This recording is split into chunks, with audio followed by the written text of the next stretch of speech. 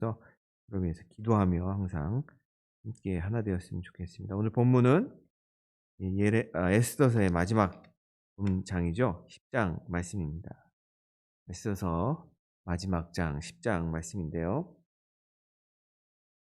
1절부터 3절까지 딱 3절밖에 안 됩니다. 그래서 너무 짧기 때문에 우리가 한 목소리로 다 같이 읽도록 하겠습니다. 시작. 아하수에로 왕이 그 본토와 바다 섬들로 공을 바치게 하였더라. 왕의 능력의 모든 행적과 모르드게를 높여 존귀케 한 사적이 메대와 바사열왕의 일기에 기록되지 아니하였느냐. 유다인 모르드게가 아하수에로 왕의 다음이 되고 유다인 중에 존대하여 그 허다한 형제들에게 괴물을 받고 그 백성의 이익을 도모하며 그 모든 종족을 안위하였더라. 아멘. 우리가 에스더서를 그동안 한 11주에 걸쳐서 봤는데요.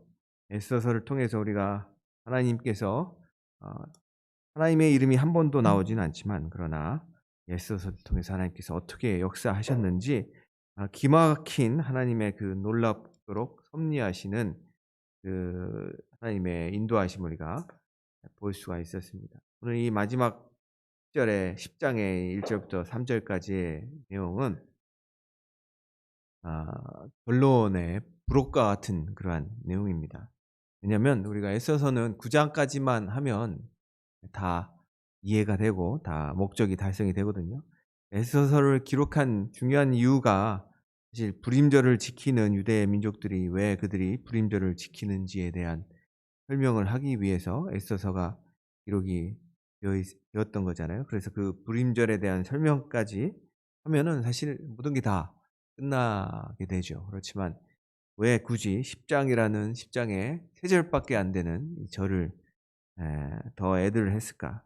에스더의 행했던 일들만 기록하면 될 텐데 왜 성경은 굳이 이 모르드게에 대해서 애드했을까? 우리가 1절부터 3절까지를 읽어보면 이제 모르드게가 제2인자가 되어서 나머지 생애를 유다인들을 위해서 헌신했구나라는 것들을 알 수가 있는 그러한 정보들만 우리에게 주어지는데, 도대체 이 1절부터 3절이 그리스도인들에게 무슨 의미가 있을까라는 생각이 드실 수도 있는데요. 오늘 설교를 통해서 1절부터 3절까지의 말씀이 얼마나 그리스도인들에게 중요한 말씀인지 함께 깨닫고 살펴보았으면 좋겠습니다. 에스더서 10장 1절에 보면 이렇게 시작하죠. 아하수에로 왕이 본토와 바다 섬들로 공을 바치게 하였더라. 우리는 요즘 예레미야서를 보게 됩니다. 그런데 예레미야서를 통해서 이 중동 지역을 장악하고 있던 그러한 강력한 바벨론의 모습을 보고 있죠. 에스더서 10장 1절도 예레미야의 예언대로 이미 그렇게 패권을 장악한 아하수에로 왕의 모습이 나옵니다. 우리가 예레미야서 47장 3절 47장에 보면 그레데성도 정복하는 그러한 바벨론의 모습들이 나오죠. 그들이 본토뿐만 아니라 이 바다 섬들까지 어 함께 정복하는 그러한 어 표현들이 10장 1절에 나오죠.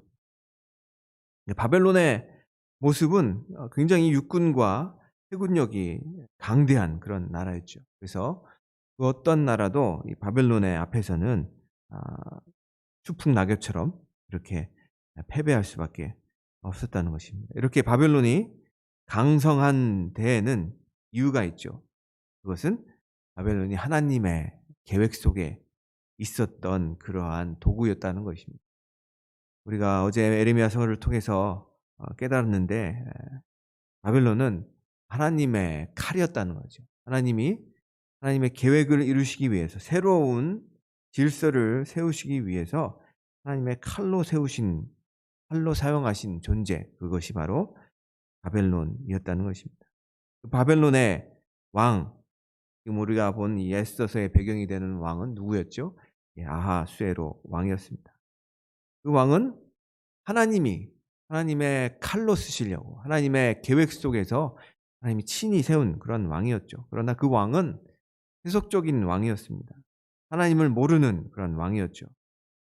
그는 자신의 관련된 일과 쾌락적인 일들에만 관심이 있었던 그러한 왕이었습니다. 그런데 그런 왕을 하나님께서 하나님의 계획을 위해서 세우셨고, 그러한 또 왕 주변에 수많은 그러한 왕을 향해서 아 자기가 원하는 것들을 왕을 통해서 얻어가려고 하는 그런 간신배들이 또 많이 있었을 텐데, 그러한 간신배들에 의해서 이 왕은 아하수에로 왕은 쉽게 흔들리고 쉽게 이렇게 원하는 것을 주는 그러한 왕이었다는 것이죠.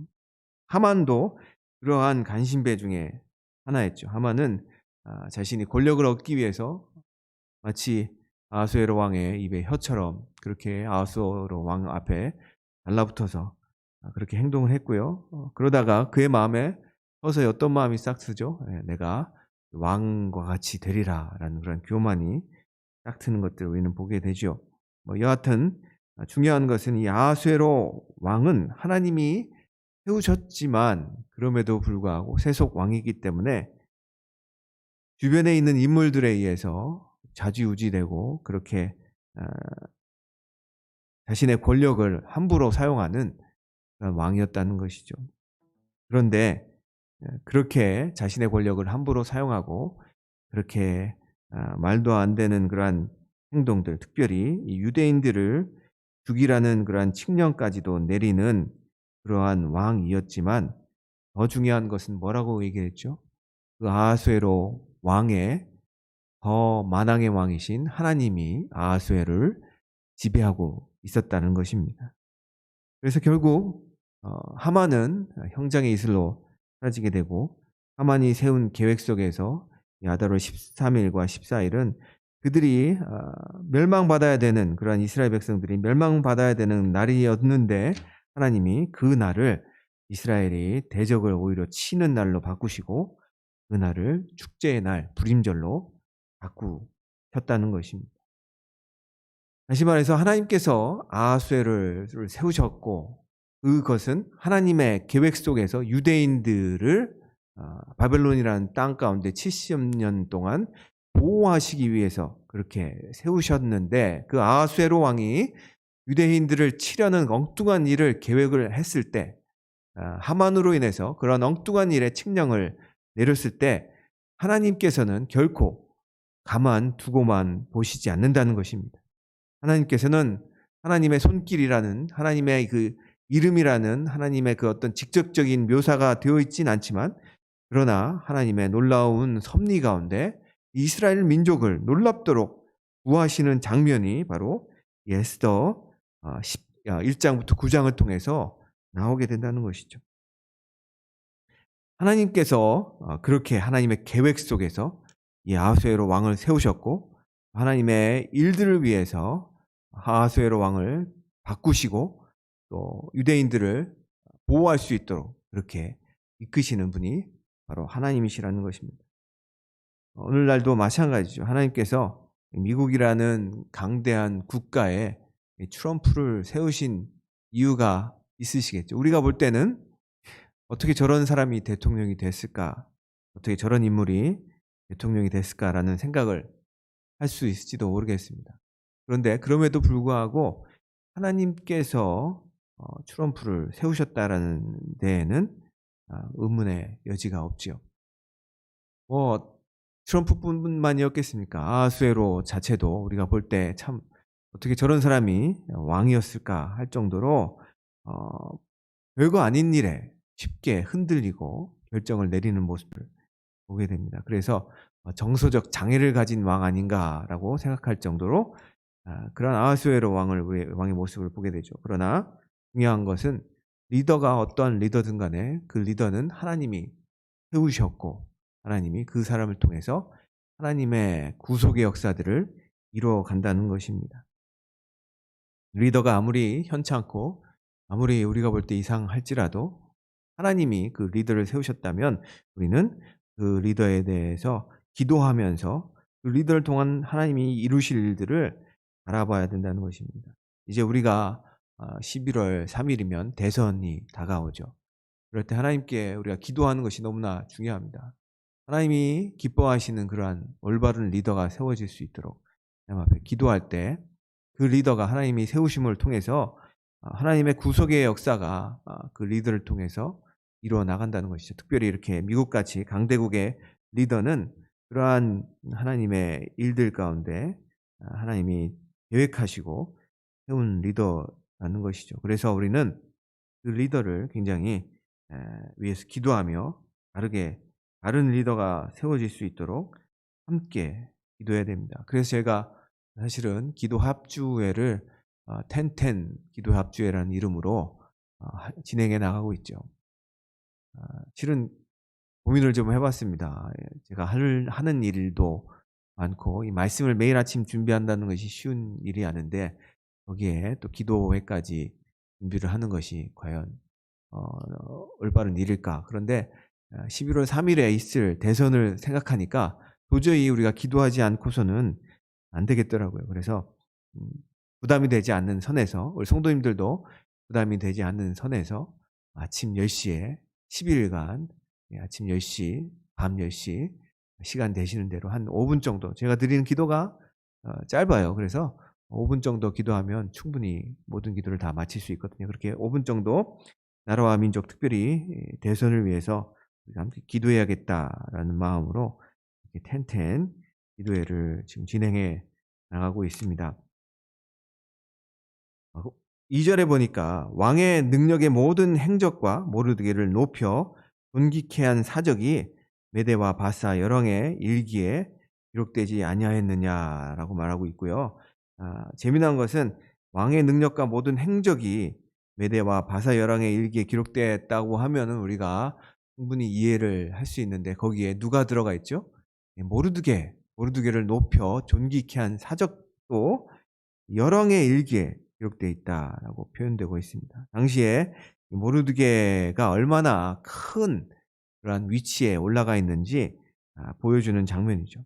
그런데 생각을 해보면 이 모르드게가 그러한 위치까지 올라갈 수 있었다는 것, 그것이 과연 가능할까라는 생각이 들게 할 정도로 모르드게는 실은 그렇게 대단한 인물이 아니었다는 것입니다. 모르드게는 어떤 인물이죠? 모르드게는 이민 2세였죠. 심지어 그들은 바벨론에게 끝까지 저항했던 그러한 예루살렘 유다인들의 포로의 자녀였다는 것입니다. 그러한 포로의 자녀가 가장 왕의 서열의 두 번째에 오르는 그러한 일이 있다라는 것, 그것은 우리가 생각할 때 이것이 과연 가능할까 할 정도로 놀라운 일이죠. 예를 들어서 우리가 이민 1세인데 만약에 우리의 2세가 미국의 대통령이 됐다라고 생각을 해보십시오. 동양인이 미국의 대통령이 됐다라고 한다는 자체가 굉장한 일이죠. 불가능한 일은 아닙니다. 가능한 일이긴 하지만 그렇게 된다는 것이 얼마나 어려운지 우리는 잘 알고 있지 않습니까? 심지어 포로라는 그러한 배경을 가지고 있는 모르드게가 서열 2위에 올라간다는 것은 하나님이 하시지 않고서는 그렇게 될 수 있는 일이 아니었다는 것입니다. 그렇다면 모르드게는 어떻게 그러한 자리에 올라갈 수 있었을까요? 한번 3절을 다 같이 읽어보도록 하겠습니다. 시작. 유다인 모르드게가 아하수에로 왕의 다음이 되고 유다인 중에 존대하여 그 허다한 형제에게 예물을 받고 그 백성의 이익을 도모하며 그 모든 종족을 아니하였더라.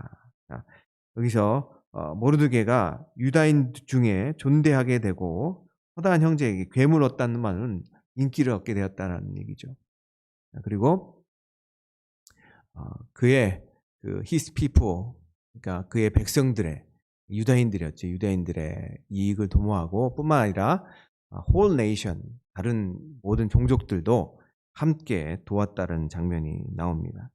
우리는 3절에 유다인이라는 표현을 통해서 모르드게가 어떻게 그렇게 놀랍도록 야하수에로 왕 다음에 자리에 올라갈 수 있는지 배울 수 있게 됩니다.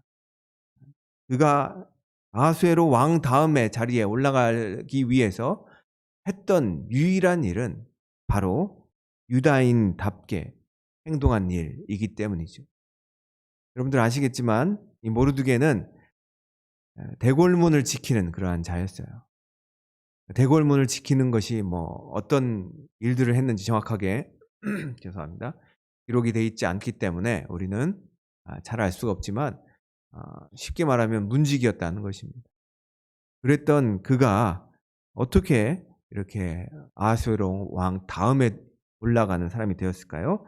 그것은 바로 그가 유대인답게 행동했기 때문입니다. 그렇다면 그가 어떻게 유대인답게 행동했는지 어디에서 살펴볼 수 있을까요? 어디에서 발견할 수 있을까요? 예, 그가 하만에게 절하지 않은 장면에서 우리는 그가 유대인답게 행동했다는 것을 잘 알 수가 있죠. 하만이 아하수에로 왕이 그 다음으로 삼고 모든 사람이 하만에게 절을 하도록 그렇게 명령을 했죠. 그런데 그것이 왕의 명령이었던 것을 알았음에도 불구하고 이 모르드게는 하만에게 절을 하지 않습니다.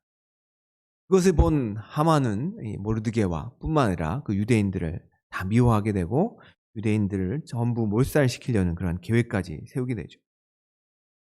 그렇게 하만에게 나타나면 모든 사람이 하만에게 무릎을 꿇었는데 모르드게만큼은 하만에게 무릎을 꿇지 않았지요.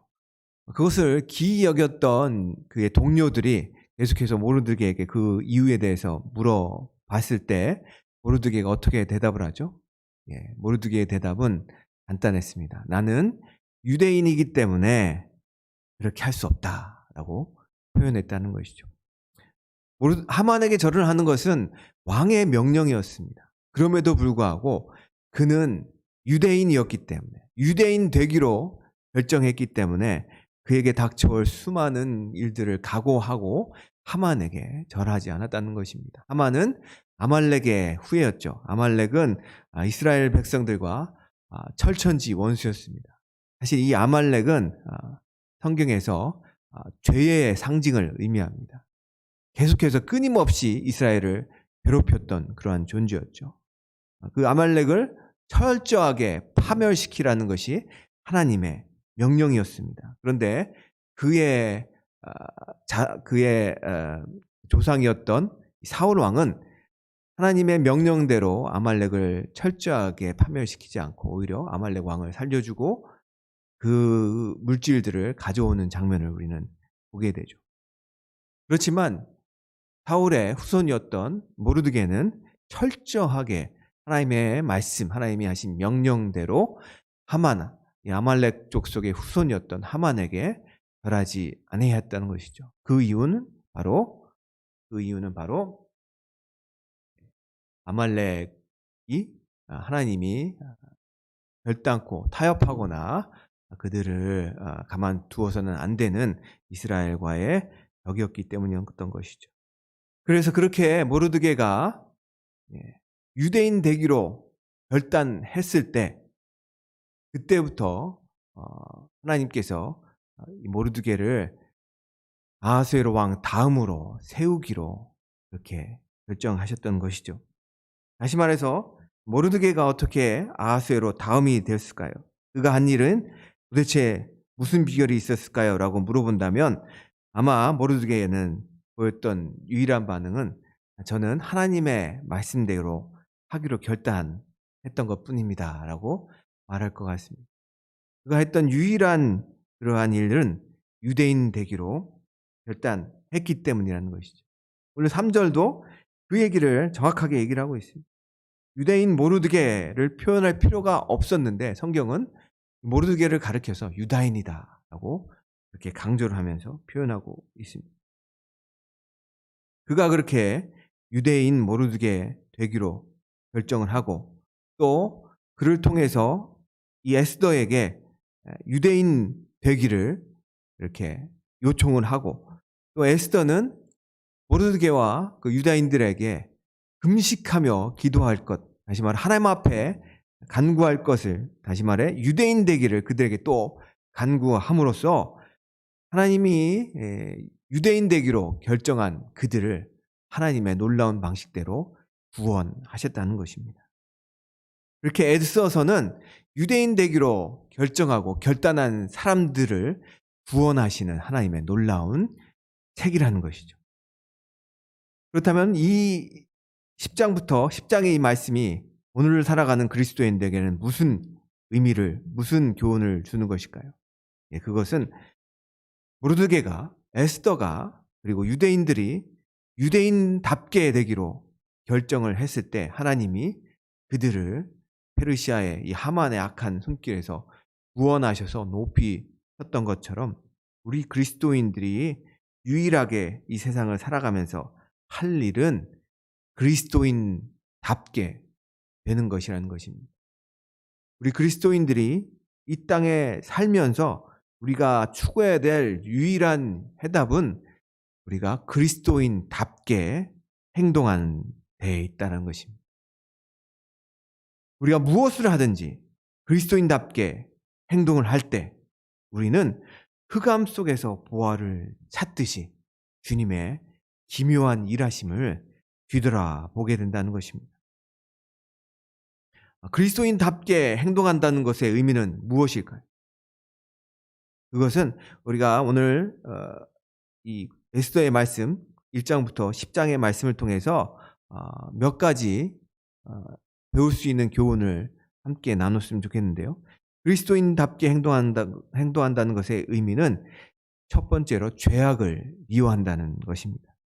아까도 말했지만 유대인 모르드게가 하만에게 절을 하지 않은 것, 그것은 하만이 아말렉 족속이었기 때문이다라고 말씀을 드렸죠. 그리고 이 아말렉 족속은 죄를 상징한다라고 말씀을 드렸습니다. 우리가 하나님의 백성이 끝까지 싸워야 할 대상, 그것이 바로 아말렉 족속인데 그리스도인들이 끝까지 싸워야 할 대상이 바로 죄라는 것입니다.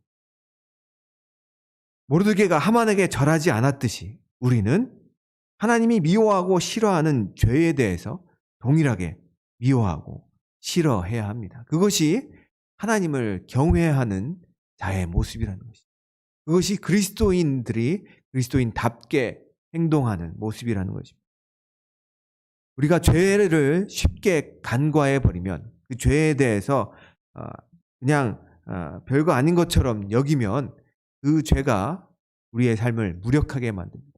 우리 그리스도인들의 삶을 그리스도인답지 않게 너무나 손쉽게 만들어 버립니다. 그러나 우리가 죄에 대해서 그렇게 하나님이 미워하듯이 또 그리스도께서 우리를 위해서 십자가에 달려 죽으신 그 은혜를 우리가 생각하면서 죄에 대해서 정말 가볍게 여기지 않고 죄에 대해서 우리가 무겁게 여기며 하나님이 싫어하듯이 우리가 싫어하는 마음으로 죄를 다가간다면 우리가 그리스도인답게 행동할 수 있게 된다는 것입니다. 혹시나 우리가 우리 삶을 살아갈 때에 죄에 대해서 너무나 가볍게 여기는 모습이 있다고 한다면 오늘 이 말씀을 들으시면서 죄에 대해서 심각하게 생각하는 우리 성도님들이 되셨으면 좋겠습니다. 죄를 가볍게 여기는 것, 그것은 우리의 삶을 한순간에 무너뜨릴 수 있게 됩니다. 여러분, 한국에 가면 지금은 안 그러지만 옛날에는 이 한국의 판자촌 같은 데 가면은 겨울에 눈이 쌓여가지고 지붕이 무너져서 일가족이 죽는 그러한 사건들이 간혹 기사에 나오곤 했습니다. 왜 그런 일들이 일어났을까요? 겨울이 됐는데 지붕에 눈이 내리잖아요. 그러면 그 눈이 녹지 않고 겨울이기 때문에 또 얼어버립니다. 그러면 또 그 위에 눈이 또 내리고 또 눈이 계속해서 내리면 그것이 하중이 지붕 위에 전해지면서 겨울에 지붕이 무너져 일가족이 죽거나 다치는 일이 생긴다는 것이죠. 그들이 온 눈에 대해서, 지붕에 온 눈에 대해서 별거 아닌 것처럼 생각을 했을 때, 처음에 그 눈이 내렸을 때는 별거 아닌 것처럼 생각을 했겠죠. 그러나 그 눈이 내리자마자 곧바로 그것을 치우지 않았을 때 그 눈에 눈이 쌓여서 일가족이 몰살당하듯이 우리가 죄에 대해서 민감하게 반응을 하지 않으면 그것이 쌓이고 쌓여서 우리의 삶을 함몰시키게 되어버린다는 것이죠. 그래서 그리스도인답게 행동하는 것은 죄에 대해서 심각하게 그리고 정말 처절하게 싸워야 한다는 것입니다. 두 번째로 그리스도인답게 행동한다는 것의 의미는 무엇일까요? 그것은 자신의 맡은 영역에서 최선을 다하는 것입니다. 모르드게는 왕에 대한 모반을 고발함으로써 자신이 속한 바사 왕국에 충성을 다합니다. 우리가 읽은 1절과 2절을 통해서 아하수에로 왕도 모르드게로 인하여 국가가 더욱 부강해지는 덕을 보게 됩니다. 여러분, 그리스도인들은 자신의 국가와 속한 직장과 가정에 성실을 다해 충성해야 됩니다. 제가 에스더서를 강의할 때 말씀드렸죠. 그리스도인의 영성은 자신이 해야 될 일들에 최선을 다하는 것이다. 충성을 다하는 것이다. 그것이 참된 영성이다 말씀드린 적이 있습니다.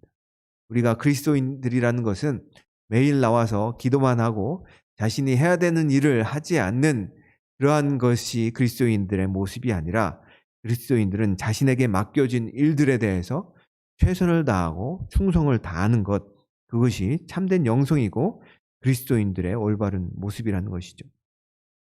그래서 그리스도인들이 가는 곳마다 그들이 최선을 다함으로써 그들에게 축복이 넘치고, 그들이 있는 곳에 축복이 넘치고, 그로 인하여 안 믿는 자들도 하나님의 역사하심을 보게 되는 것, 그리스도인, 그것이 그리스도인다운 모습이라는 것입니다. 또 그리스도인다운 모습은 무엇일까요? 그것은 세 번째입니다. 그것은 자신뿐 아니라 다른 이들도 그리스도인답게 살도록 요청하는 것입니다. 여러분, 에스더는 성경에 나온 그런 여성 중에 모세 오경을 벗어나서 절기를 제정함에 있어서 에스더만큼 그러한 권위를 행사한 여인은 없었습니다. 성경에 나온 인물들, 여인들 중에 이 에스더만큼 놀라운 그러한 영향력을 보여준 그러한 인물도 없었다는 것이죠. 그녀는 도상 수산에 추가적인 그런 도륙도 지시해서 유다인들이 자신들을 공고하게 할 수 있도록 그렇게 돕습니다. 이방 땅에서 왕후의 위치까지 오르고 정치적인 영향력도 확보합니다. 실로 대단한 인물이었죠. 에스더가 없었다면 유대의 민족은 결코 살아남을 수 없었을 것입니다. 에스더가 없었다면 불임절도 전해지지 않았을 것입니다. 그래서 에스더는 별이라는 그러한 이름처럼 정말 이 성경과 세계 역사 속에 반짝반짝 빛나는 그러한 인물이 되었죠. 그러나 이 에스더가 유대인답게 행동할 수 있었던 이유는 어디였을까요? 사실 에스더가 모르드게가 금식하는 장면을 봤을 때 굉장히 소극적이었죠. 모르드게의 그 소복을 벗기려고만 했죠. 그리고 모르드게가 음식을 먹도록만 그렇게 요청을 했습니다. 모르드게가 에스더에게 내가 가서 왕에게 이 일들을 얘기를 하고 우리를 구원하라고 얘기를 했을 때 에스더는 어떤 반응을 보였죠? 굉장히 소극적인 반응을 보입니다. 왕이 자기에게 금오를 내밀지 않으면 어떤 사람도 왕의 허락 없이 나타났다간 죽습니다. 그 말은 저는 무섭습니다. 왕이 어떻게 행할지 모르는 그러한 사람인데 제가 함부로 나갔다가 어떤 일이 일어날지 모르니 저는 나갈 수 없습니다. 라는 완곡한 거절의 표현이었던 것이죠. 그런데 그러한 에스더가 다시 분연히 일어나서 유대인답게 자신이 유대인임을 보여주면서 유대인답게 죽으면 죽으리라 라고 왕에게 나갈 수 있도록 그렇게 만든 인물이 누구였죠? 그것은 바로 모르드게였다는 것입니다. 모르드게가 에스더에게 이렇게 말하죠. 너는 이때에 피하면 너의 목숨만은 할지 모르지만 하나님께서는 분명히 다른 방법을 통해서 유대인을 구할 것이다 라고 강하게 도전하죠. 그랬을 때 에스더는 그 마음에 강한 도전을 받고 죽으면 죽으리다라는 고백과 함께 모르드게와 유다인들에게 음식을 해줄 것을 요청을 하는 장면이 나오게 됩니다. 여러분, 그리스도인들은 다른 그리스도인들에게 함께 그리스도인답게 살도록 요청해야 합니다. 우리 기독교에서는 요청이라는 그런 영성이 있어요. 요청이라는 그러한 신앙의 행위가 있습니다. 우리가 그리스도인이라고 하고 종교인이라고 해서 만약에 우리의 주변에 있는 사람들에게 강압적으로 너는 왜 집사인데 이것밖에 안 해? 너는 얘 왜 장로인데 이것밖에 안 해?라고 그렇게 비판과 판단하는 자세로 나아가서 사람들에게 뭔가를 강요를 하는 것, 그것은 참된 영성이 아니죠. 제가 지난주에도 말씀드렸지만 그리스도인들은 하나님 앞에 기도라는 그러한 모습을 통해서 요청하는 사람들입니다. 그리스도인들은 요청이라는 영성을 가지고 있어요. 그래서 하나님 앞에 기도를 통해서 우리의 필요를 요청할 줄 아는 사람들이라는 것이죠. 사람과 사람과의 관계 속에서도 마찬가지입니다. 그리스도인들은 어떤 사람을 향해서 그 사람을 조종하거나 그 사람을 비판하거나 비난하는 그러한 자세로 어떤 사람이 그리스도인이 되도록 또는 그 사람이 그리스도인답게 행동하도록 결단코 할 수 없다는 것이죠. 오직 유일하게 그리스도인들이 다른 그리스도인들을 그리스도인답게 살도록 하는 방법은 그들이 그렇게 살도록 요청하는 것입니다. 그들이 그렇게 살도록 초청하는 것이라는 것이죠. 어떻게요? 그가 그렇게 삶으로써. 그렇게 요청하는 사람이 그리스도인답게 삶으로써 다른 그리스도인들도 함께 그리스도인답게 살 수 있도록 이렇게 요청해 나가야 된다는 것이죠.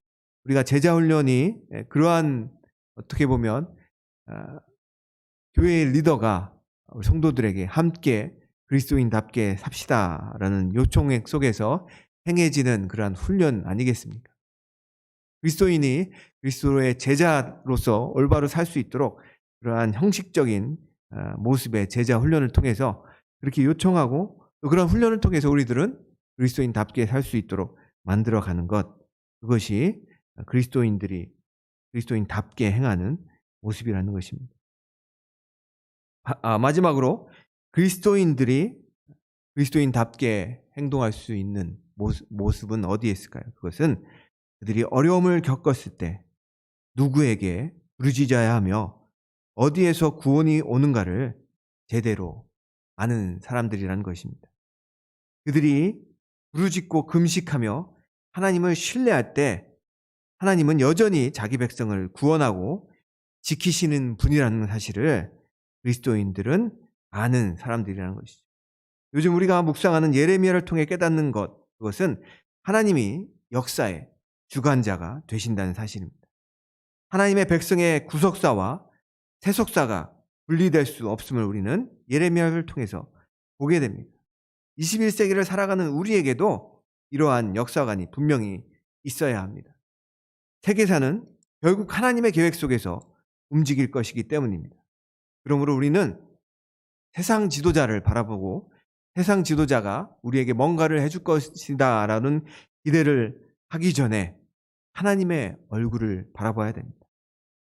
모르드게와 유다인과 에스더가 그들이 살기 위해서 유일하게 했던 것, 그것은 유대인답게 행동하는 것이었는데 그것은 바로 그들을 구원할 분을 제대로 알고 그 하나님께 금식하며 간구하는 행동이었다는 것이죠.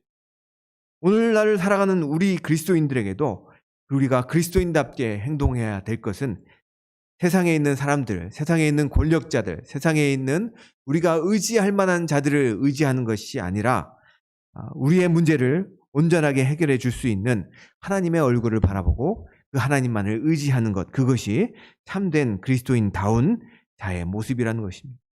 오늘날 많은 문제들이 세상 속에 있습니다. 남과 북의 문제가 있고 북핵 문제도 있고 코로나 바이러스의 문제도 있습니다. 그리고 인종차별의 문제도 있고 경제적인 문제도 있고 수많은 문제들이 우리 가운데 있습니다. 우리는 그 문제들이 있을 때 정부를 바라보고 정책을 바라보고 그리고 세상의 지도자들을 바라보고 그리고 기업의 리더들을 바라보고 그리고 경제의 전문가들을 바라봅니다. 그런데 가장 중요한 것은 우리는 그 무엇보다도 그 누구보다도 하나님을 바라봐야 된다는 것이죠. 유대인들이 다른 백이 없어서 다른 방법이 없어서 그들이 하나님 앞에만 기도하고 금식했겠습니다. 그들은 그들을 구원하실 유일한 존재가 바로 하나님이심을 제대로 알았다는 것이죠. 코로나 바이러스로 인해서 고통을 당하고 있는 지금 이 시간, 이 시대에 우리가 이 코로나 바이러스를 해결해 달라고 간절히 의지할 존재가 누구일까요? 의사들일까요? 아니면 제약회사들일까요? 아니면 미국 정부일까요? 아니요. 이 코로나 바이러스를 제대로 해결해 주실 분은 오직 유일한 하나님이십니다.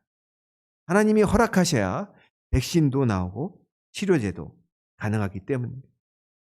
따라서 우리가 에스더에서 모르드게와 에스더 그리고 유다민족이 보여준 것처럼 그리스도인들은 그들이 처한 상황, 국가의 위기, 사회의 위기 속에서 하나님 앞에 금식하며 부르짖어야 됩니다.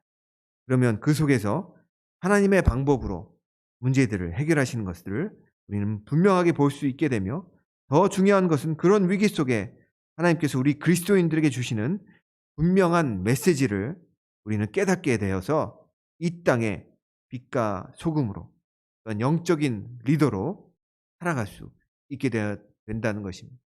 우리는 종말의 시간을 향해서 달려가는 세상의 역사 속에 있습니다.